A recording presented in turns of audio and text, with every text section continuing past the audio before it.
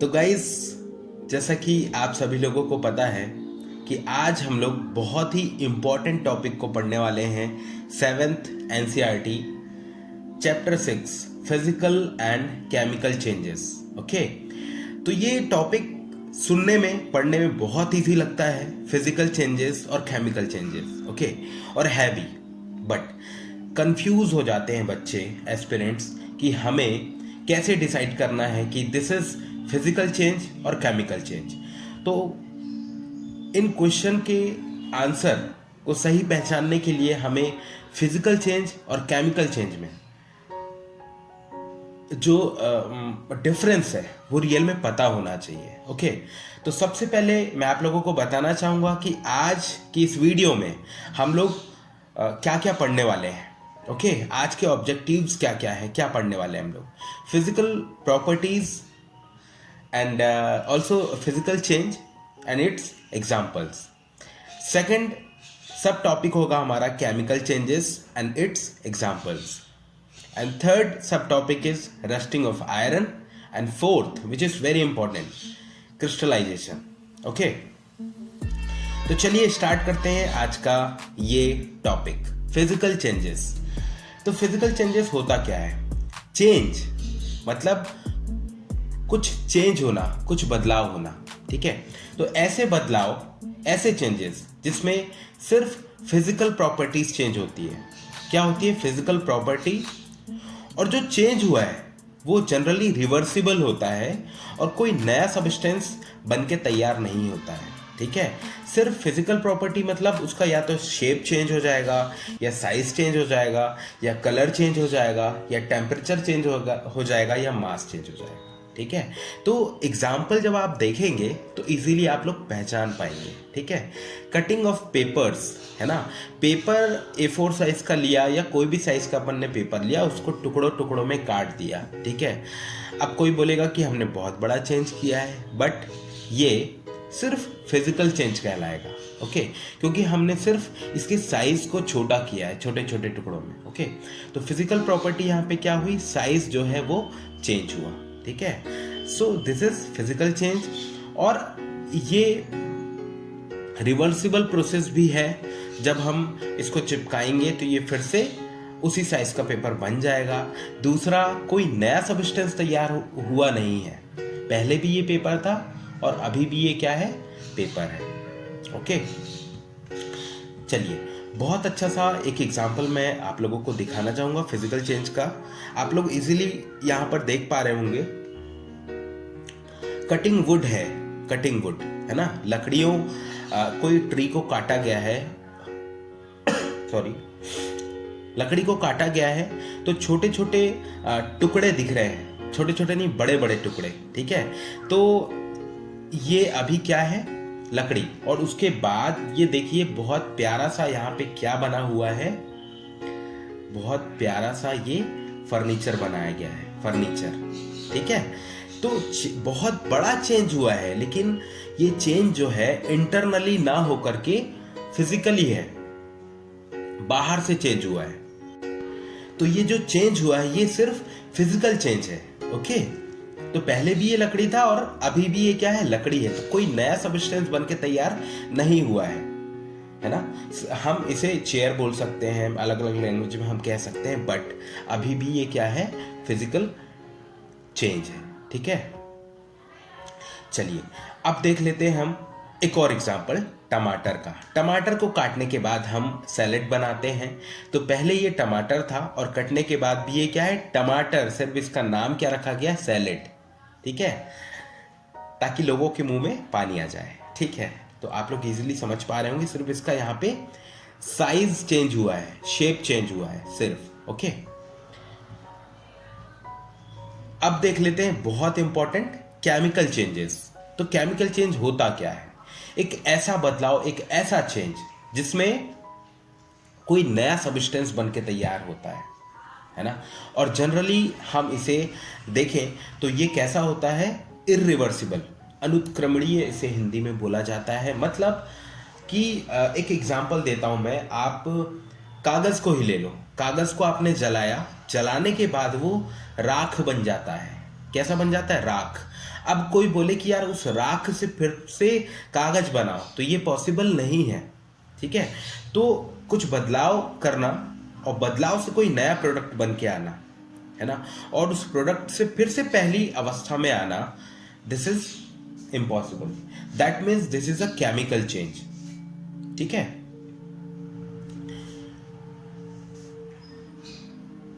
Example हम लोग कुछ देख लेते हैं। बर्निंग ऑफ एनीथिंग, दुनिया में कोई भी चीज जलती है तो वो केमिकल चेंज है, क्योंकि जलने के बाद वो कुछ मतलब वेस्ट मटेरियल में कन्वर्ट हो जाता है, या फिर वो राख में कन्वर्ट हो जाता है, ठीक है, या धुआं बन जाता है। ओके, तो ये ऐसे प्रोडक्ट हैं, बर्निंग ऑफ एनीथिंग।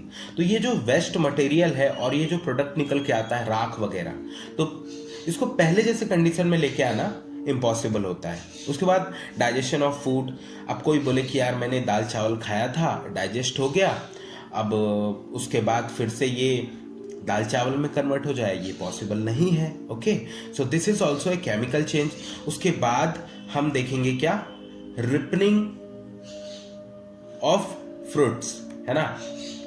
तो आम पहले कैरी था, कैरी के बाद ये पका आम हो गया, पका आम के बाद हम बोले कि यार कच्चा आम बनाना है, तो ये जनरली पॉसिबल नहीं है। और एलोपैथिक में आप मेडिसिन देखेंगे तो मेडिसिन जो है बहुत सारे केमिकल रिएक्शंस का एंड प्रोडक्ट होता है, तो वो क्या बनती है, दवाई बनती है। तो वो जो एक पर्टिकुलर कैप्सूल है उससे सिंगल सिंगल जो सब्सटेंस लगे हैं वो लेके आना इम्पॉसिबल होता है। ओके, सो दवाइयों का बनना भी क्या है, केमिकल चेंज है। उसके बाद हम आते हैं फोटोसिंथेसिस। तो फोटोसिंथेसिस में आप लोगों ने 6th क्लास में पढ़ा होगा कि वाटर और सराउंडिंग से जो कार्बन डाइऑक्साइड आता है, सन रेज और जो क्लोरोफिल है ना, उनसे मिलकर के क्या बनता है, प्लांट्स के लिए फूड, ठीक है। तो वहां पे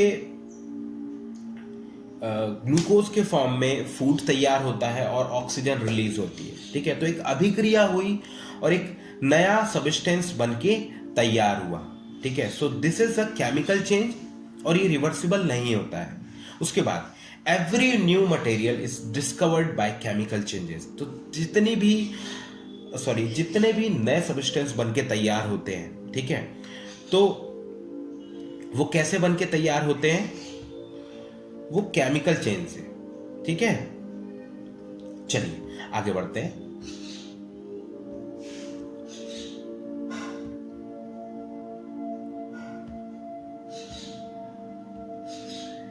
सम एग्जाम्पल्स ऑफ केमिकल चेंजेस। तो कुछ एग्जाम्पल्स मैं आप लोगों को बता रहा हूं, जैसे कि ये फायर क्रैकर्स रखा हुआ है, बच्चों का बहुत फेवरेट होता है। रॉकेट और ये जो नए नए फटाके दिख रहे हैं आप लोगों को, फायर क्रैकर्स, एक बार जब बच्चों के द्वारा जला दिया जाता है, ठीक है, तो उसके बाद पहले जैसा फ्रेश फायर क्रैकर या रॉकेट बनाना पॉसिबल नहीं होता है, ठीक है। So this is the example of chemical changes.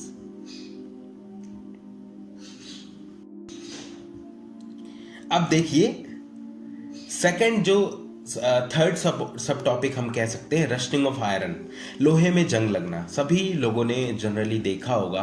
कभी आपने सोचा कि ये कैसे लगता है और इससे हम कैसे बचा सकते हैं, कौन कौन से कारक है, कौन कौन से कॉजेटिव्स है जो कि रिस्पॉन्सिबल है for rusting of iron. Okay, तो आप देख पा रहे होंगे यहाँ पे ये है हमारा आयरन, है ना। आयरन में कोई भी रॉड रखी हुई है, अब सराउंडिंग से ऑक्सीजन मिल ही जाती है। वाटर वेपर हो या पानी कभी गिर गया बरसात के मौसम में, और तो क्या होता है कि ये जो आयरन है, आयरन के साथ ऑक्सीजन और जो वाटर है मिलके क्या बनाते हैं, रस्ट, मतलब जंग का निर्माण करते हैं। और ये कुल मिला के एक नुकसान है किसका, लोहे का, ठीक है। नेगेटिव इंपैक्ट ये डालता है किसमें, लोहे पे।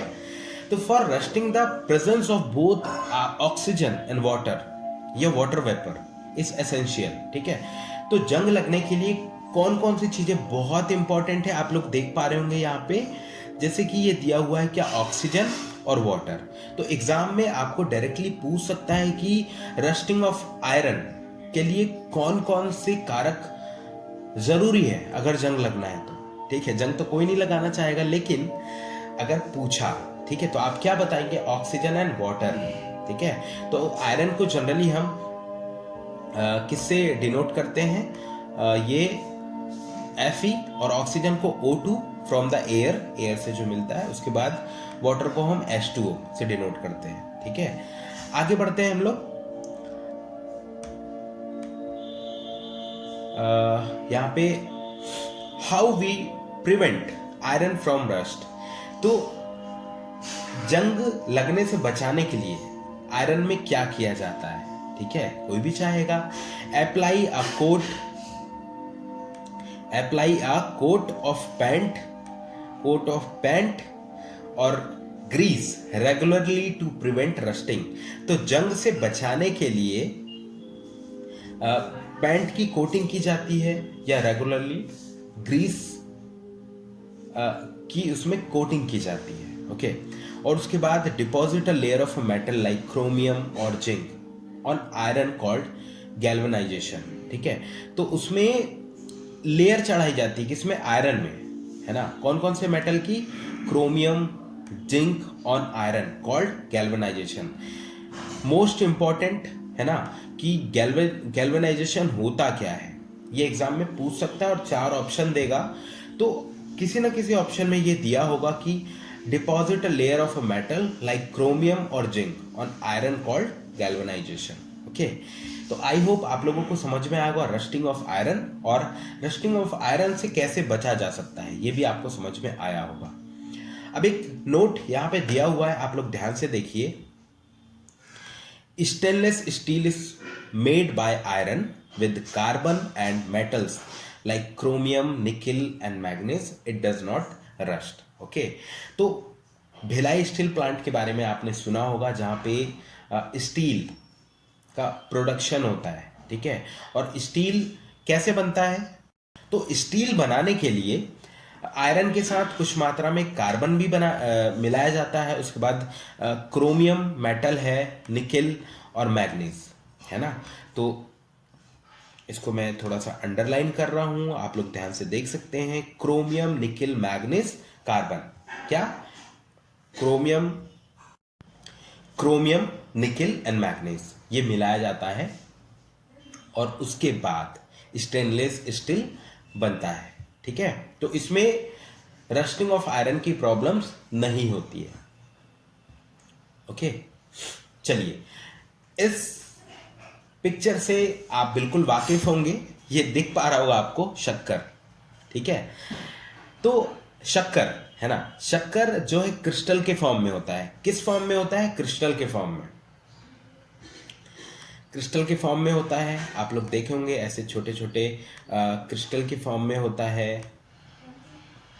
तो large crystals of pure substances can be formed from their solution. तो जो सॉल्यूशन होते हैं उनसे ये क्रिस्टल्स प्राप्त किए जाते हैं, बनाए जाते हैं। ओके, और सॉल्यूशन से जो सॉलिड क्रिस्टल्स हैं वो प्राप्त करना या बनाना क्या कहलाता है? क्रिस्टलाइजेशन। तो आगे हम देखेंगे कि क्रिस्टलाइजेशन कैसे किया जाता है एक सही वे में। ठीक है, तो it is the example of physical change, है ना, क्योंकि यहाँ पे स्टेट ऑफ एनीथिंग, है ना, वो चेंज हो रहा है। पहले वो लिक्विड फॉर्म में था, उसके बाद वो सॉलिड फॉर्म में कन्वर्ट हो रहा है। तो सिर्फ यहाँ पे शेप चेंज हो रहा है। तो ये एग्जांपल है किसका? फिजिकल चेंज का। तो चलिए आपको एक छोटी सी स्टोरी में सुनाता हूं, बहुत एंशिएंट टाइम की है।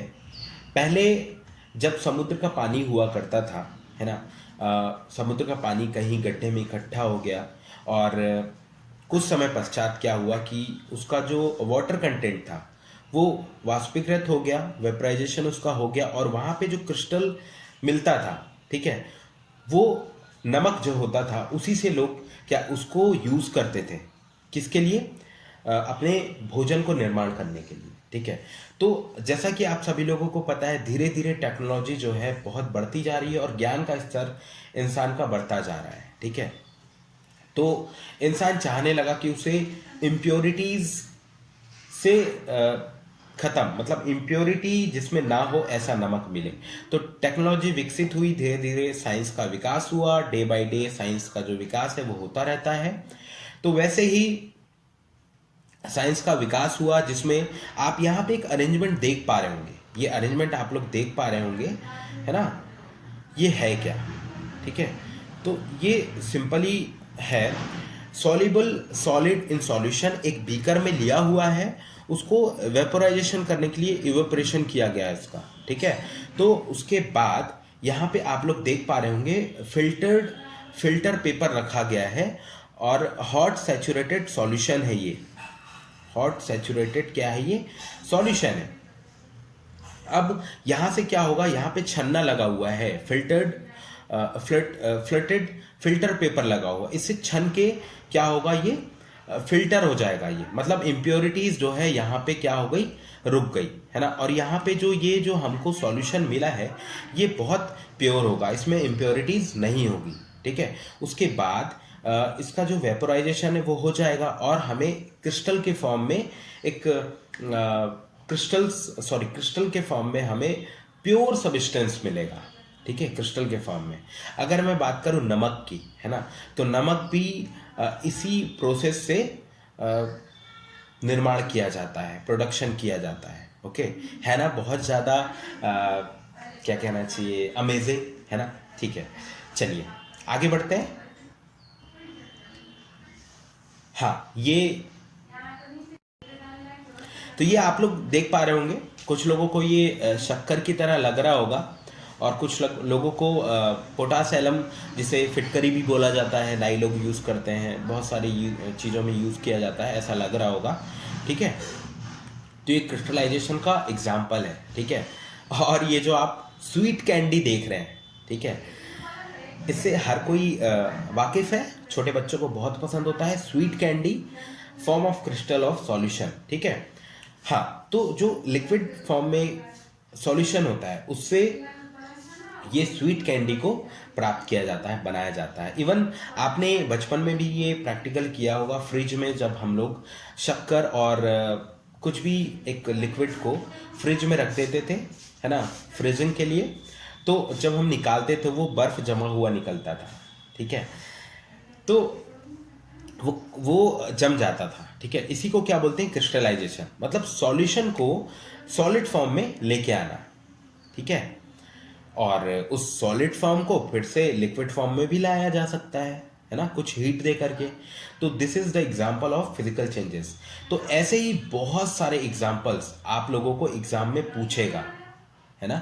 तो बहुत सारे एग्जाम्पल आप लोगों को पूछेगा कि इसको काट दिया, इसको पीट दिया, है ना, इसको कट कर दिया, इसको छोटे छोटे पार्ट में कन्वर्ट कर दिया, इसको जला दिया, इसको ऐसा हो गया, वैसा हो गया, ठीक है। और पूछेगा कि दिस इज फिजिकल चेंज और केमिकल चेंज, ओके।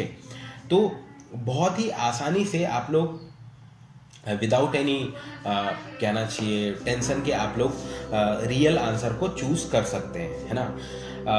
आप लोग देख पा रहे होंगे यहाँ पे, start your preparation, sorry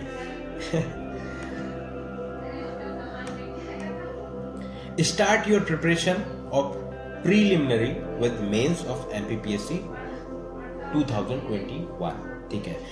तो आप लोगों को बता दूं कि जब भी आप MPPSC की तैयारी कर रहे हैं तो आपको प्री और मेंस की अलग अलग तैयारी बिल्कुल भी नहीं करनी है, ठीक है। ये बात अलग है कि एग्ज़ाम को सिर्फ 15 दिन बचे हैं, 10 दिन बचे हैं, 1 महीने बचे हैं, तो आपको वन लाइनर रिवीजन करना है, तो बात अलग है। लेकिन जब आप समराइज वे में पूरा एक लॉन्ग टर्म गोल बना करके तैयारी कर रहे हैं किसकी, MPPSC की, तो आपको प्री के साथ ही मेंस की तैयारी स्टार्ट कर देनी चाहिए, ओके। आई होप मेरे द्वारा ये किया गया छोटा सा प्रयास आप सभी लोगों को पसंद आया होगा। तो ऐसी ही बहुत अच्छी वीडियो को पाने के लिए मेरे चैनल को सब्सक्राइब कीजिए और बेल आइकन को प्रेस करना ना भूलें। अब नेक्स्ट वाली जो वीडियो होगी उसमें हम इससे रिलेटेड जितने भी क्वेश्चन आते हैं, जितने भी टाइप के जो क्वेश्चन आते हैं वो डिस्कस करेंगे, ठीक है। जल्दी से मैं अपना टेलीग्राम चैनल भी मेंटेन करूंगा और लिंक अपने डिस्क्रिप्शन बॉक्स में दे दूंगा। तो उसे जल्दी से जल्दी ज्वाइन कर लीजिएगा। ओके, और चलिए आज के लिए इतना ही। Thank you so much.